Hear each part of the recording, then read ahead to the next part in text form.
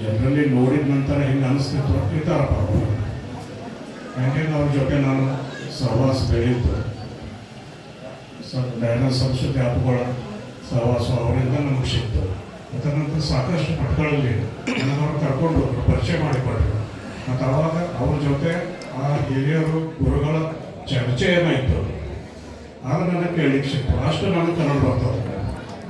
ಅದರ ನಂತರ ಗೊತ್ತಾಯ್ತು ಈ ಮನುಷ್ಯ ಕಾಣಲಿಕ್ಕೆ ಹೆಂಗಿದ್ದಾರೆ ಹಂಗೆ ಅವರಿಲ್ಲ, ಎಷ್ಟು ದೊಡ್ಡವರು ಎಷ್ಟು ವಿದ್ವಾನ್ ಅಂತೇಳಿ ಆಮೇಲೆ ತಿಳ್ಕೊಂಡು ಅದರ ನಂತರ ಮನಸ್ಸು ಬಂದಿದ್ದ ನಂತರ ಮುಗಿದು ಹೋಯ್ತು. ಹಂಗೆ ಅವ್ರು ಸಾಕಷ್ಟು ಅದು ನಮ್ಮ ಕಡೆ ಬಂದರು. ನಮ್ಮೆಲ್ಲ ಸಂಗೀತ ಕಚೇರಿಗೆ ಅವರು ಭಜನೆ ಹಚ್ತಿದ್ರು. ಚಪ್ಪಾರವ್ರು ಕರ್ಕೊಂಡು ಅವ್ರ ಸತ್ಕಾರನ ಮಿರಜದಲ್ಲಿ ಮಾಡಿದ್ದೇವೆ. ಆವಾಗ ಅವರು ಕರ್ಕೊಂಡು ಅಲ್ಲಿ ಬಂದಿದ್ದೇವೆ. ನಮ್ಮದೊಂದು ದೊಡ್ಡ ಸಂಸ್ಥೆ ಅದು. ಅವ್ರ ಸತ್ಕಾರ ಇಲ್ಲಿ ಮಿರಜದಲ್ಲಿ ನಾವು ಮಹಾರಾಷ್ಟ್ರ ನಮ್ಮ ಮಂಡಲ ವತಿಯಿಂದ ಮಾಡಿದ್ದೇವೆ. ಆದ ನಂತರ ಒಂದೆರಡು ಮಾತಿನಲ್ಲಿ ಅವ್ರು ಹೇಳಿದ್ರು.